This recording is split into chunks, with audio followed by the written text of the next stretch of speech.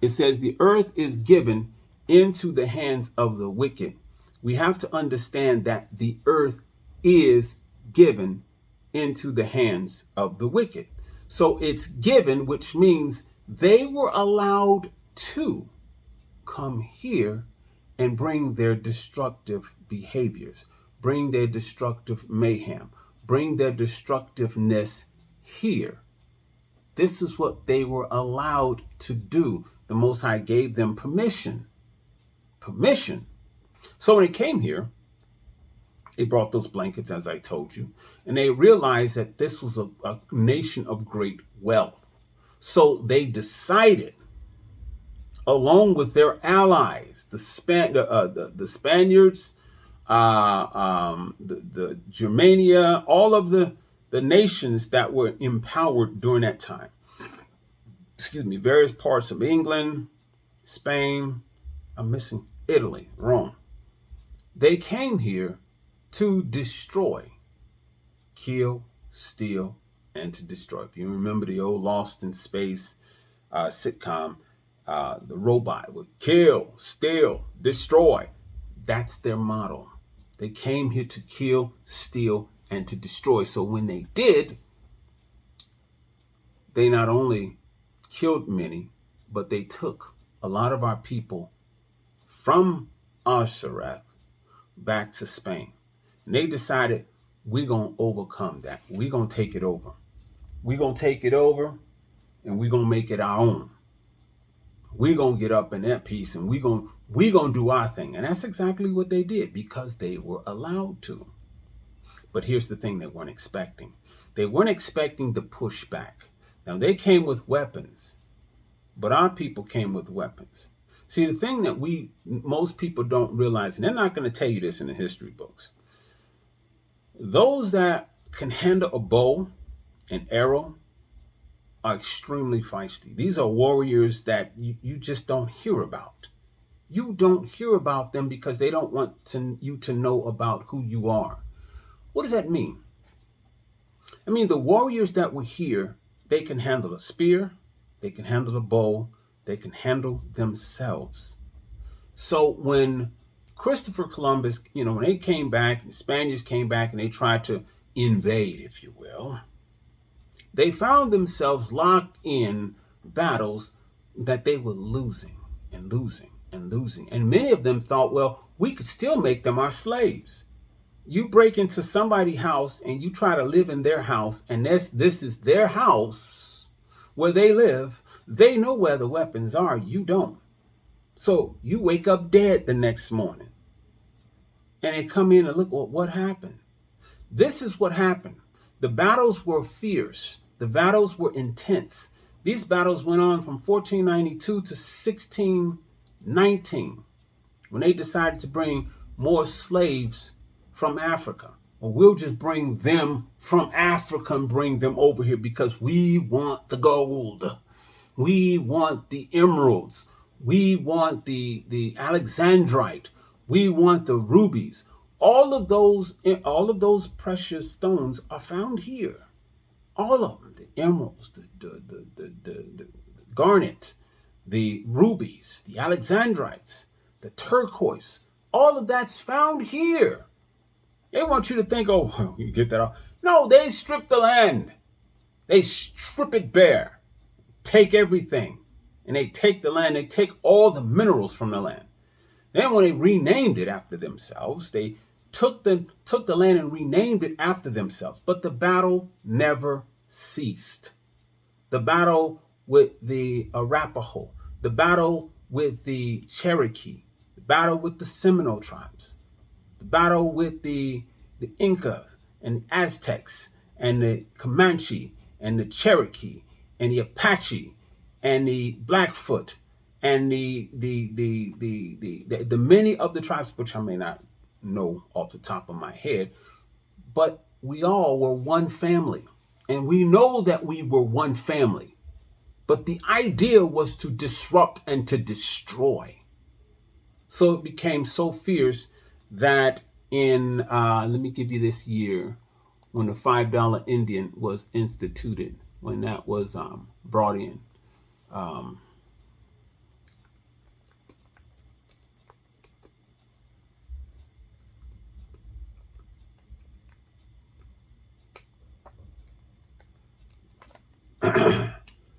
that was instituted in, it was also known as the Dawes Act or the Dawes Roll, 125 years ago. I want the exact year. So let me get the exact year. Yeah, you go. Why can't you just go 120? And there's a reason behind this. No. I went to images. Let me come out of images and let's go to news. Okay.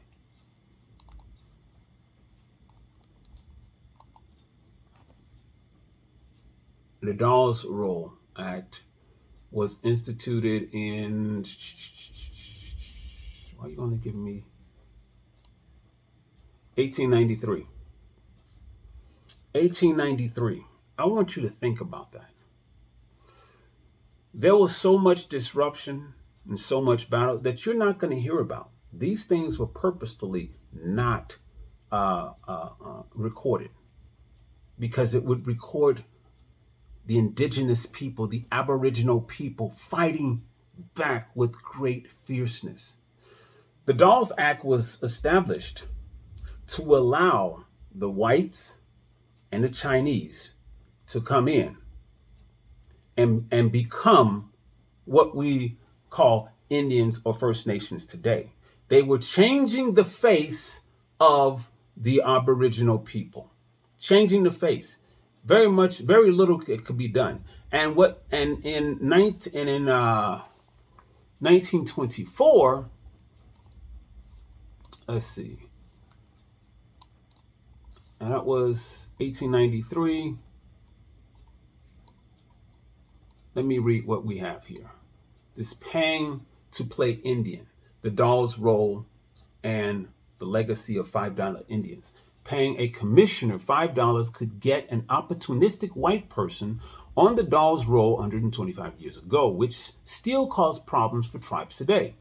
It may be fashionable to play Indian now, but it was also trendy 125 years ago when people paid $5 apiece for falsified documents declaring them native on the Dawes Rolls. This was allowed by the liars of this country. And by the way, these are the same people that brought you blankets that would kill you, and they allowed the Dawes Roll to take place, and now they have medicine in a vial. These are the same people. So what changed? Nothing. Let's read on. It says these so-called $5 Indians paid government agents under the table in order to reap the benefits that came with having Indian blood. You see, they were moving them out of the way. And now they wanted to create what is known as an imagery of a type of people they wanted to portray as the Indians. So another law had to be established, and that was called the, let me find that law.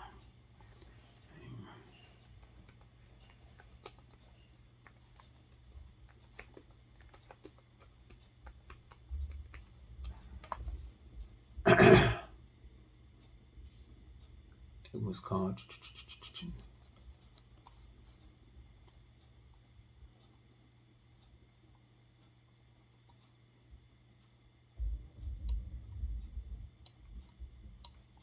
Citizenship Act 19. Hang on. I want to get the exact title of this.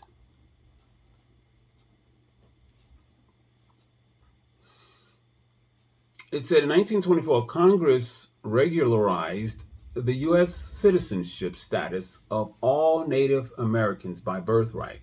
All other persons born within the United States had granted citizenships with four. That's not the one. The one that was.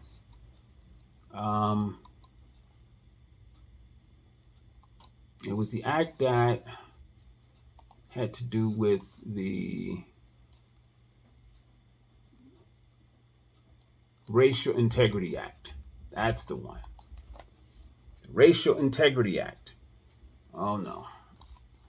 My computer don't want to open it. Let's go to it.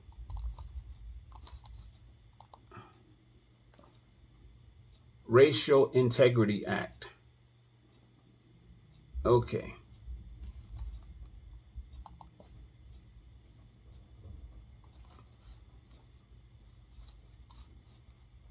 Don't you love it when that happens? Okay. Be it enacted, this is the Racial Integrity Act put forth in Virginia. Be it enacted by the General Assembly of Virginia that the state register of vital statistics may, as soon as practicable after the taking effect of this act, prepare a form whereupon the racial composition of any individual as Caucasian, Negro, or Mongolian, American Indian, Asiatic Indian, Malay, or any mixture thereof, or any other non-Caucasic strain. Now, what does this mean? It means that those with these features you see here, they became only Afro or Negro or Black. The fact that they were Aboriginal was taken away from them. Everyone that looked like me, nah. They're now Africans in America. And see, that's the history that was set forth. See, the idea, that's why it says, in some instances, says it's dangerous when, they were allowed to read. They're not allowed to read. They can't read because if they do, oh my goodness, they'll become dangerous. Keep those books out of their hands. Who do you think have set up this nation? It was our people. Because we are the salt of the earth. How can you see? They stole our. I said this in the last lesson on false prophets. If you haven't seen that one, check that out. When they stole the book, they stole the culture. And see, they had to give us a culture. They didn't have anything. Remember, the Nation of Islam was founded by a white man. Farad Muhammad was a white man. He was known as an agent of the acronyms. Now, what do you mean acronyms? Well, choose one. Choose one. The acronyms are within the government services. And when he started the Nation of Islam, he put in charge Elijah Muhammad. And he let it run. Why? Because they know that the time of their reign is coming to an end. So they needed us to follow someone else. But it was prophesied in the scripture that would happen. Let's get that. And then we're going to get back to Africans in America. It was prophesied that our people would follow these other religions. It's like, really? Yeah. In the book of Deuteronomy, chapter 28 and 68, it reads, "And the Yahweh shall bring thee into Egypt again with ships." That's the prophecy, that we go back into captivity on slave ships. So that's how we got here. Many of us got here on slave ships, or we went to Spain on slave ships. You see? Folks say, well, what about those that didn't get on slave ships? The curses are still upon us, whether you lived or whether you died. And many of us were lynched on trees. I was reading the second additional letters of Jeremiah, where we were lynched. We were lynched indiscriminately. The king just hung us on trees as if it was no big deal. This is not new. Lynchings are not new among us. So let me read that again. It says, the Yahweh shall bring thee into Egypt again with ships, by the way whereof I speak unto thee. Thou shalt see it, our homeland. You think that place, that little sliver of land that they call Israel today, is our homeland? That is not our homeland. That's the Jewish homeland. That's in order to establish their order. Just like in order to establish the Catholic order, they need their land. Our land is not there. And I'm okay with that. I'm fine with that. Because the lies that they've told, they'll not be disputed in this time. But when the Most High comes to bring order, everything was lined back in the right place. So it says we will not see it again. That's true. You can travel all you want over there and walk around thinking that's not our land. That's not. Remember, they cover the faces of the judges. Where are artifacts in that place? We'll read on. He said, we will not see it again. This is the prophecy. And there ye shall be sold unto your enemies for bondmen and for bondwomen, and no man shall buy you. We were sold. Come on. Marcus Garvey tried. He tried his dearest to get us out of our bondage. He couldn't. Martin Luther King, even though Martin Luther King unfortunately did succumb to white women, but that doesn't mean he was no longer a brother. He was a brother. The brother was set up. Many of our brothers are set up. Heck, during the Tuskegee syphilis experiment, our brothers were set up by what? Our own sister. Our own black sister came in and brought men knowing the results of what they're doing. So that behavior, that Judas Iscariot behavior is still prevalent today. So what happened? Going back to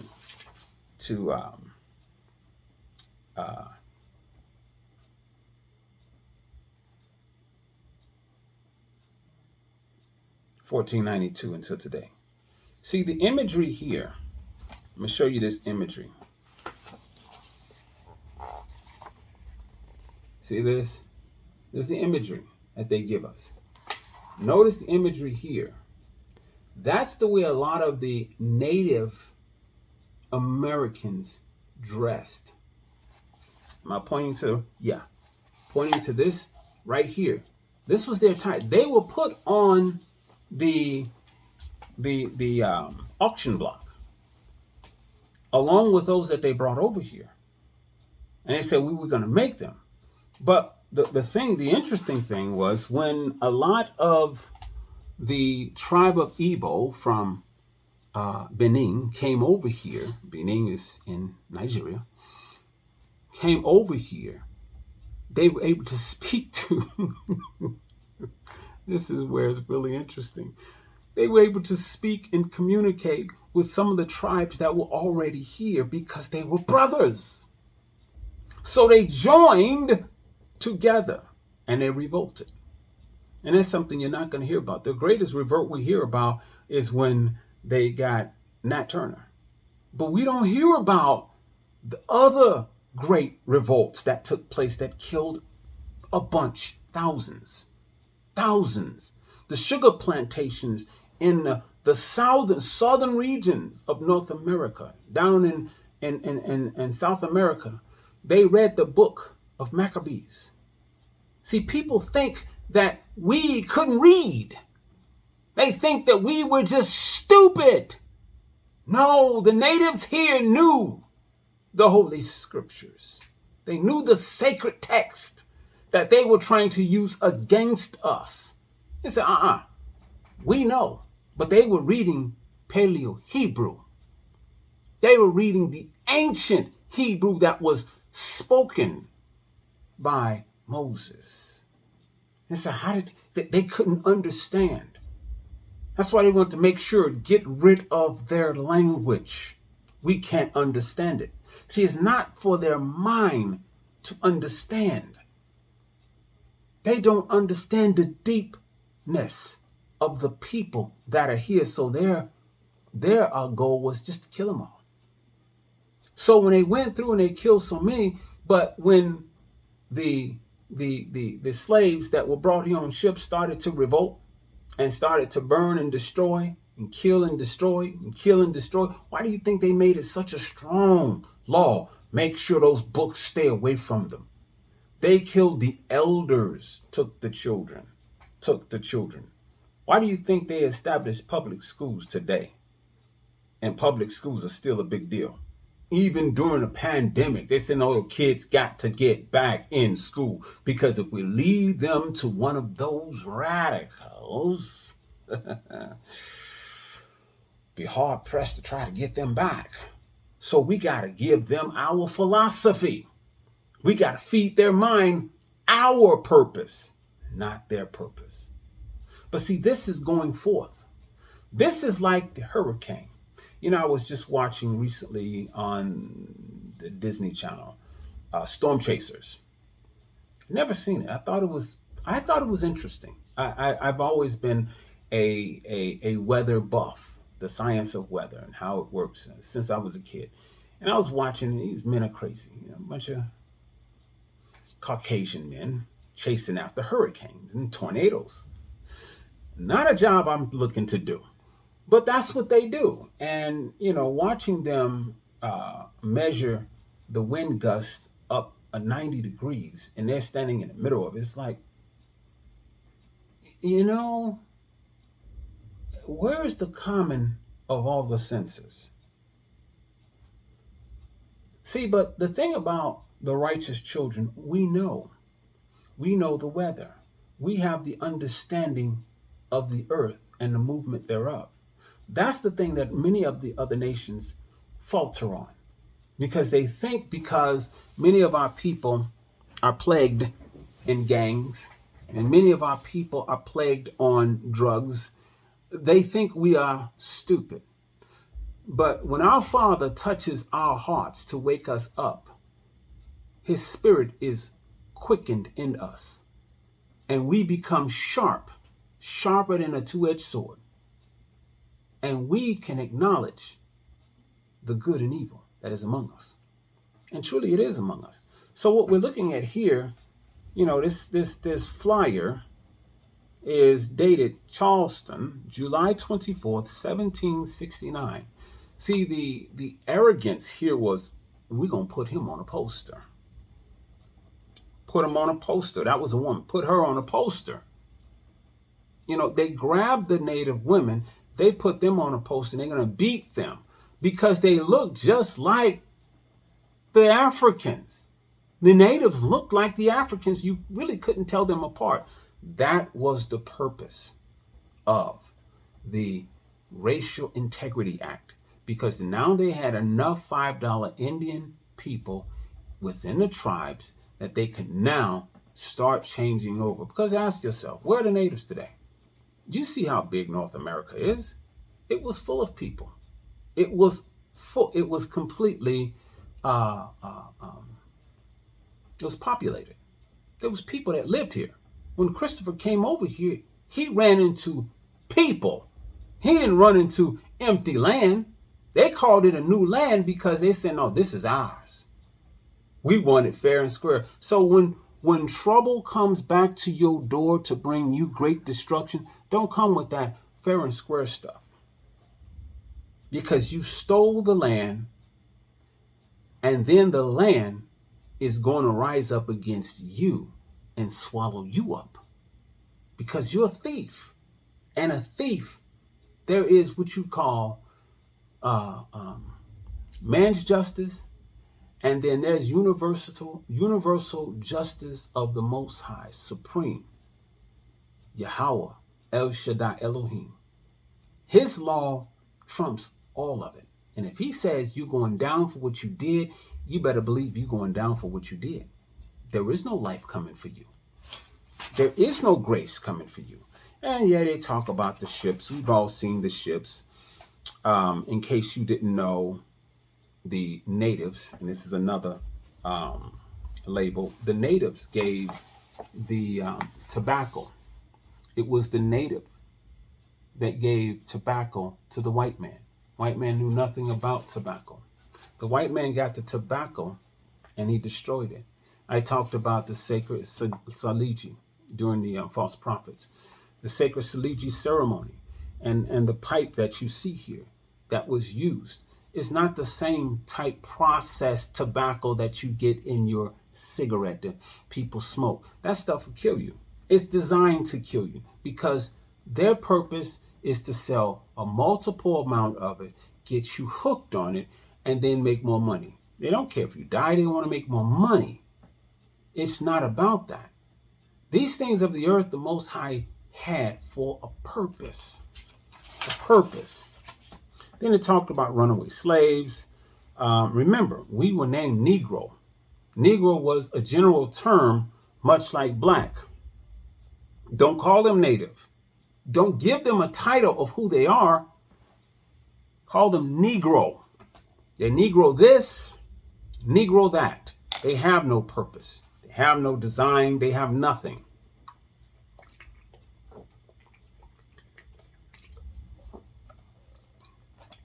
So for many years, our people suffered, bled, and died under the ruler and under the authority of who? The colonizer. Why do you think they call him the colonizer? He's the colonizer because he came and destroyed everything. He tore down cities. He dashed our children's heads against the stone. He put several of our women up because a lot of our women would not bow to them. And a lot of our men, they burned at the stake. And then when the British and the Spaniards came from the eastern seaboard region, you had the Spaniards coming up South America, Spanish and the Portuguese. See, they did this on purpose. That's why a lot of us that live in, quote unquote, the United States and Canada, because the French went up toward the upper regions of North America, which is known as Canada today. You often wonder why they speak French up there, because the French settled up there. We speak English down here because English settled here and conquered here. And then why a lot of our people speak Spanish and Portuguese as you go further south? The Spanish and the Portuguese. This is a lesson to understand. This was an attack on us as a people. And you want to think these people care about you today? Where is your brain? Where is your mind? These folks destroyed us. And they want us to celebrate Thanksgiving of the destruction of our people? How insulting can you be? But they named this month Indigenous People Month. I mean, come on, man. This is the biggest insult I can think of. But then they've never loved us. See, when you separate a people, you name them Native, you name them Black because they're just Black. Oh, African American. Just give them two white men names. African American. And then you name those from south of the border, Hispanic. You've separated the folk. The people who are one family are now separated, and those who are in the empirical roles of the Native American councils was not even our people. They're not. They were placed there because they are the ruling party from the $5 Indians. So it's important to know this history. It's not only important to know, you've got to walk in this. You've got to know this. If you don't know it, you should know it. Where are we now? Let's move on. I see. In chapter 1. I'm gonna have to get as you can see, it's my son trying to get in. I have to get with him after class. In chapter 1, it says, it was last concluded that 3 ships should be prepared and furnished out of the search and discovery of the northern parts of the world, to open their way and passage to our men for travel and to new and unknown kingdoms. That was Richard High Luty, Principal Navigations in 1589. Their purpose was to go out and bring destruction. We want to take over the world. The cartoon Pinky and the Brain. Some of you all would know this. I know this because I have kids. They were kids when they watched it. Pinky and the Brain, their whole purpose was to take over the world. As our objective is to take over the world, and we will take over the world, and we will take over the world. Well, that was the purpose, and has always been the purpose of Esau, is to take over the world. So when you've taken over the world and you've done everything that you can do and you've killed everything that you can kill, where do you go next? Do you think justice is not coming for you? Our people scream and protest, no justice, no peace. We know that. There's never been justice and peace for our people. So what do we do in that time? In the time where there's no justice, no peace, we wait on our Father. We wait. How do we wait? We wait by trusting him. See, the scripture says, for those that wait on the Yahweh shall renew their strength. They shall mount up with wings like eagles. They shall run and not be weary. They shall walk and not faint. What am I reading here? Isaiah chapter 40 and 31. I'll read it again. But they that wait upon the Yahweh shall renew their strength. They shall mount up with wings as eagles. They shall run and not be weary. And they shall walk and not faint. That's what we must do. We got to learn to wait. And in the process of waiting, we got to do something. See, coming together, I had an opportunity the other day. I think it's Do It for the Nations.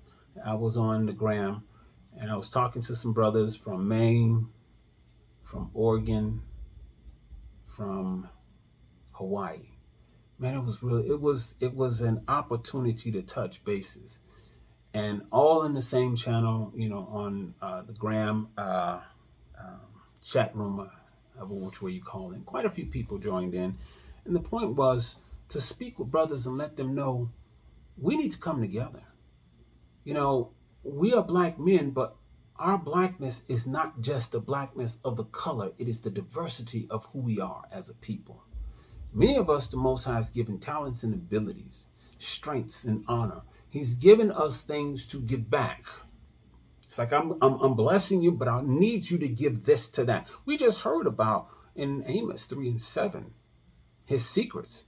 So in bringing that, I'm revealing these things and letting you know many of our people were already here.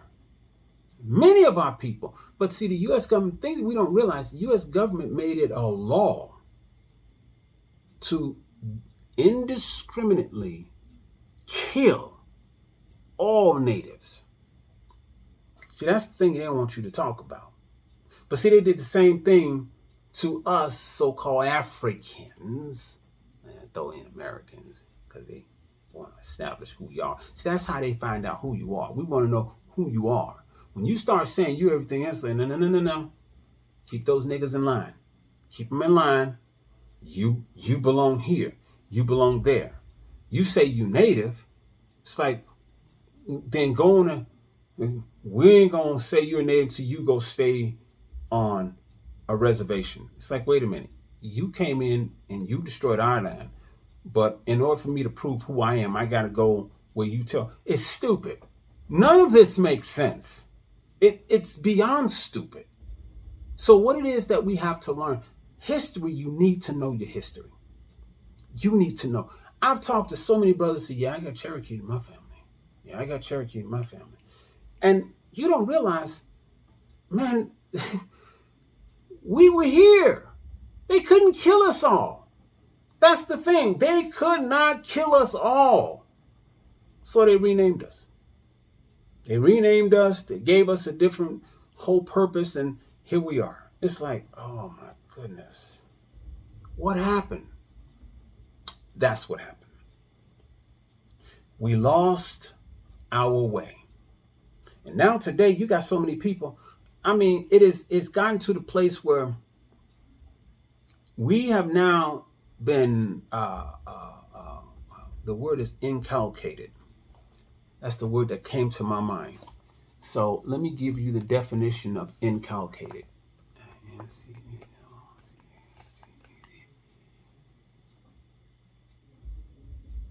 see.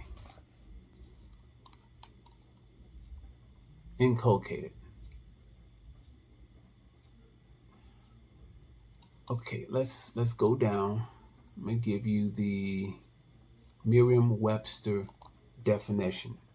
And the proper pronunciation is inculcate, to teach and impress by frequent repetitions or admonitions.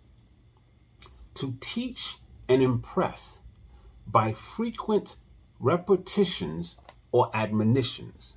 So they teach our children lies. They teach our adults through the media.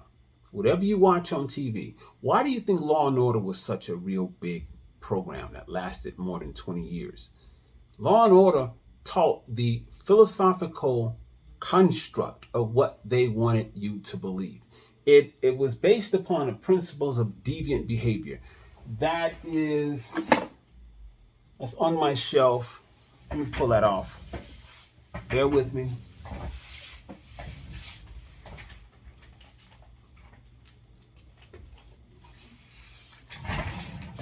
The principles from this book, Deviant Behavior. That was from the Law and Order. And one particular aspect that Law and Order used was, give me a second, let me find it, control theory. I know you can't see, but I just want you to see it's called control theory. Now, this is important to know. Control theory is a major explanatory paradigm in the field of deviant behavior and criminology. Control theorists see their perspective as a critique of a replacement for both anomaly theory and subcultural or learning approaches. For instance, one study found that youths who did poorly in school and who were least concerned about it, that is, who suffered least from the strain that anomaly theory refers to, had a highest rate of delinquency. Now, that's based upon deviant behavior. So if you didn't feel bad because you were doing bad in school, you were prone to deviant behavior or delinquent behavior. In essence, what they're saying is we're going to associate certain components and behaviors. Why? Because you've been removed from your people. When you remove the children from their people and you put them in a group or in among many other groups of people who are completely oblivious to what's going on, they can name you. They can give you what they want you to have. And the end result, you're lost. You're completely clueless. This is history. This is an excellent text. Excellent text. You know, I used this in a lot of my research papers years ago. Deviant behavior talks about, also goes into social engineering. Social engineering is an excellent construct that is used in the media. Why do you think during presidential and election campaigns they spend so much money on campaign? What is it called? Campaign media programming, flyers, television commercials. Why? Because they want you to see, hi, my name is Odin Lawrence, and I am here to sell you the lies of yesteryear, today, and tomorrow, but not the lies that was told then. I'm telling you the lies of today, but I'm revealing them to you. And I want you to know that I am behind you to help you do what you need to do. You see how that was just, how oily that was? It kind of makes your skin crawl, so oily. That's the whole purpose. They would two-step in front of you and you would think it's all great. They smile in front of you and you think it's all great. But where's our reparations? What reparations? Negro, you ain't getting nothing but a hard way to go and a quick way to get there. History 101, we need to start learning about who we are. We need to know not only who we are, our purpose, our design. I'm going to sit in history for a while, and we're going to get an opportunity to review. And we're going to, utilize different texts, like I just thought of this particular book that I'm going to have to put back on the shelf. And there's a lot more. See, these are weapons of mass destruction. These weapons of mass destruction, unless you are aware of how they work, man, that's one thing you would never do. You would never give your child a live grenade because they see that pin, and Wow. And they pull the pin, release the latch that holds it, and a little smoke, and they have no clue what's coming. They have no clue. Now, a person that does that, that's an evil person. But that's exactly what they've done to our children. They give them live grenades to kill themselves. And they don't care. They have no love for us. These are the same people that dashed our children to the stones.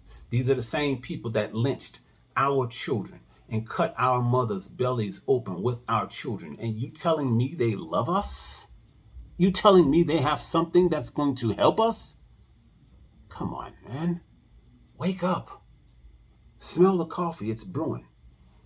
May not be brewing on a Sabbath, but it's brewing on every other day. And I'm telling you, the lies that they have told us is now coming to an end. It's coming to an end. The control theory, the social engineering. I mean, I can go through this and we can read so many components. The use of drugs against our people. Marijuana was one. Marijuana is actually a drug that calms the nerve, and it has so many medicinal purposes. But when you research the why it became illegal, you will be flabbergasted.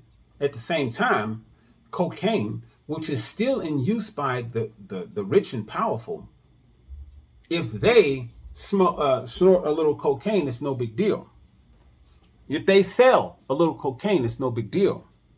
But they don't do crack. That's something that is a freebasing thing that they left to black people because it's cheap.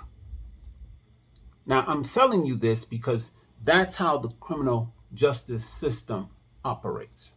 It operates on the proponents of what they put in place. What they say is illegal versus what they say is legal. Now, today, marijuana is legal. But many of our brothers and sisters still in prison for marijuana charges. They're in prison and it's legal, and you have now people who don't look like me, who stockpile large quantities of marijuana and they sell it. So it's like, what happened? It's the same thing that's been happening. They destroy us. The enemy comes not except but to steal, to kill, and to destroy. That's the enemy. When did that change? When the rhetoric of today is to saying, well, if you can't find some good people in your own race, go to another race. People that talk like that, move away from them. They have no love for you. They have no love for their people.